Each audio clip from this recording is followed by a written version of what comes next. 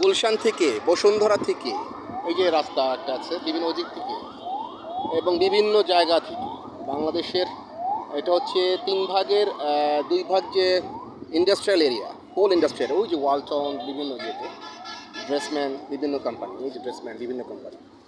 তো বাংলাদেশের 3 ভাগের 2 ভাগ অর্থ উপার্জন আসে এই ইন্ডাস্ট্রিয়াল জন্য থেকে, ইন্ডাস্ট্রিয়াল এরিয়া। তো এটা হচ্ছে একটা সময় ছিল লিবারেশন আগে ময়মনসিংহ জেলার ভিতরে, বাট এখন আফটার লিবারেশন এটা আলাদা হয়ে গিয়েছে। কালিয়াকৈর, গাজীপুর, এখানে নিউ মার্কেট, ওই যে নিউ মার্কেট, এবং এখানে সব টেক্সটাইল গার্মেন্টস ইন্ডাস্ট্রি ভরা। এই যে আমি গাজীপুরে এখন একটা কাজে যাব, ওই সাইড দিয়ে গুলশান থেকে বসুন্ধরা থেকে আসার জন্য ওইখানে রাস্তা আছে, এখানে রাস্তা আছে বিভিন্ন জায়গায়।